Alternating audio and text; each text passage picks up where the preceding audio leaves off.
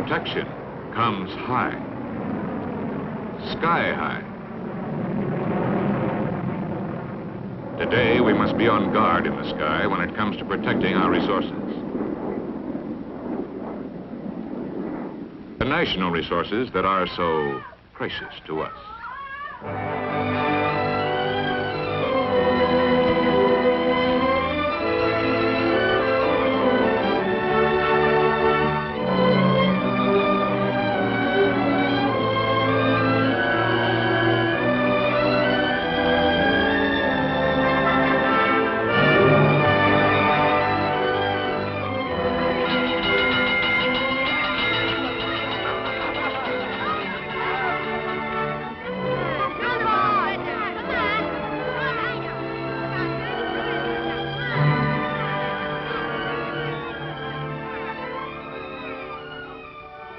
The offensive weapons of tomorrow are here today.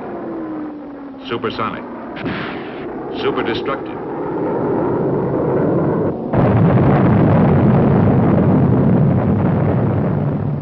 seemingly unresistible.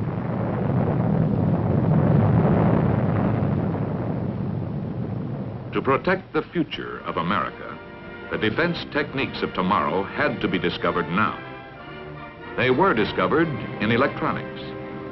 That is how SAGE and bursting computers into military service. Electronics for combat use means new concepts, new tools, new weapons. You are listening to the heartbeat of the SAGE computer. Every instrument in this room is constantly monitoring, testing, pulse-taking, controlling. For this is the programming and operations center for the SAGE computer which surrounds it. To it come continuous streams of data, which it continuously absorbs and stores on magnetic drums, tapes, and cores. Data from radar units, Texas towers, picket ships, early warning aircraft, ground observer corps, weather bureaus. To say nothing of up-to-the-minute data on all regularly scheduled commercial air flights. It also packs away information as to the number, location, and characteristics of all military craft, all anti-aircraft guns, all defensive missiles in the area. And this computer is on the job around the clock with 24-hour-a-day reliability. It is really two computers, but only one is operating the system. The other, with the same vast memory, performs as a slave, checking calculations and results, ready to take over in a matter of seconds should the master computer falter. All this is housed in one of the new headquarters of computer defense, one of the direction centers of what the Air Force calls SAGE. Beyond a fantastic capacity for calculation and memory, SAGE possesses the newest and most revolutionary advance in data processing, the display scope, a computer-generated visual display, on call as needed. Until SAGE, the miracle of the computer was its ability to calculate in split seconds and then provide printed information. But SAGE needed more than this. For the lightning shifts of air battle, the Air Force requested from IBM a computer capable of translating volumes of changing data into a continuous flow of interpretations which could be understood at a glance. Air defense required split-second presentation as well as split-second calculation. Given this objective, IBM applied the latest extension of data processing, the display scope, a giant picture tube on which computer results are instantaneously and continuously translated into graphic images. In SAGE, airmen have the battle visualized for them on the computer-generated display. 2 floors above the great computers are the batteries of display scopes. Although they look like the offspring of a marriage between a television tube and a radar screen, display scopes do not show physical images transmitted from elsewhere. They display the results of the computer's findings.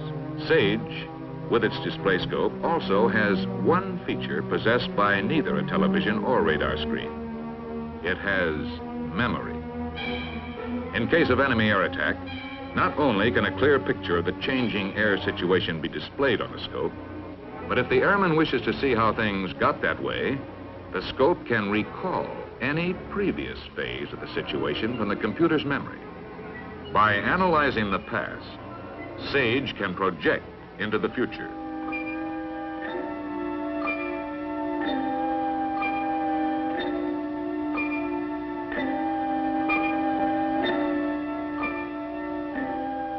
The computer can furnish information on the countermeasures available so that the officer in charge can make his choice as to when and where to fight. Once he has selected a plan of counterattack, the computer guides interceptors and missiles to the enemy. After encounter, the computer guides the interceptors back to their bases. Aladdin's lamp couldn't do more. What is the most precious commodity that electronics defense wins us? Time. Long before the bomber reaches our defense perimeter, the computer's memory will identify it as friendly. But if a flight of planes were identified as hostile, then in a matter of minutes,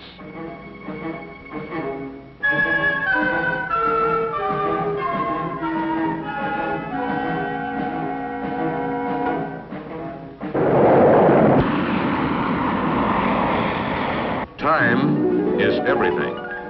This is electronic defense in depth. And what better reason for an effective air defense? But is this protection enough? Here is protection too. The protection which comes with the possession of weapons of retaliation. Just as our defensive powers had been advancing, so have our instruments of attack. The demands of plane warfare require the fantastic ability of modern computers. The question was, how could the electronic computer be made airborne? Problems of consequence when designing a computer for ground installation became overwhelming when it was proposed to redesign them to fit into jet bombers. First, the problem of space and weight. The interior of a modern bomber is cramped for space as is. How can a bulky computer be fitted into it? For every extra pound of dead weight carried, a bomber must add many more gallons of fuel. Second, the problem of reliability. Could a computer be designed to withstand all the stresses of flight?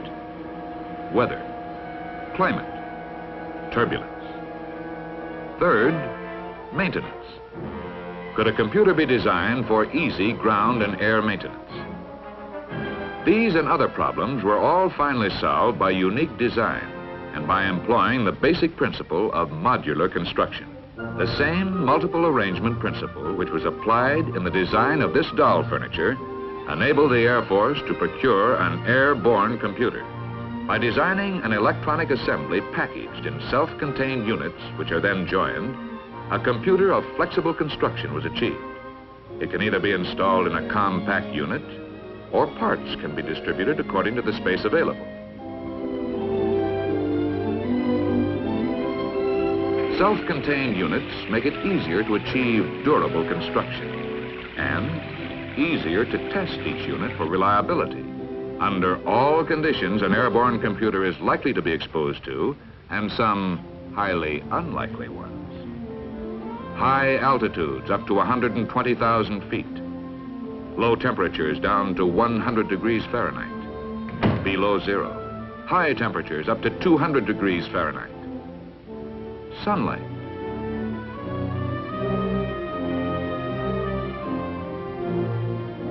And rain tests.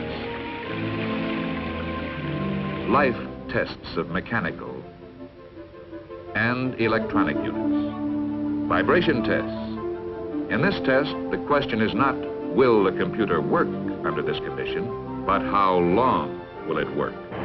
Once the continued capabilities of the airborne computer were established, there was only one other major obstacle: field maintenance. To solve this problem, IBM drew on its commercial experience.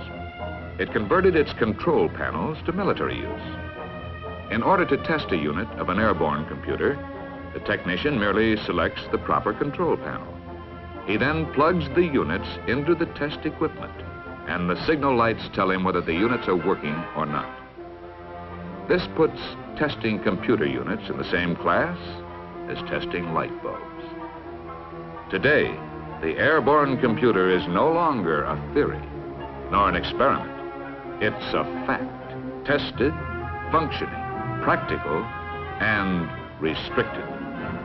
It has gone into production under the label BRAIN, bombing, radar, navigation equipment. A new plant is being rushed to completion in Owego, New York, to boost its output. Here is a scale model of a B-52 showing the relative locations of BRAIN equipment. The rest of the system, computers, periscope, and screen, are designed to take up a minimum of space and to give a maximum of use. Computers have taken wing. Hey, Phil, I got some crosshair jitter in both azimuth and elevation. Would you pull the AR-5 and replace it with a spare? Sure, Dan. Give me a minute. It'll only be a second more. Yeah, I think I got it now. Okay, the amplifier's replaced. How's the jitter? Settle down. Yeah, it's okay now. Thanks, Phil.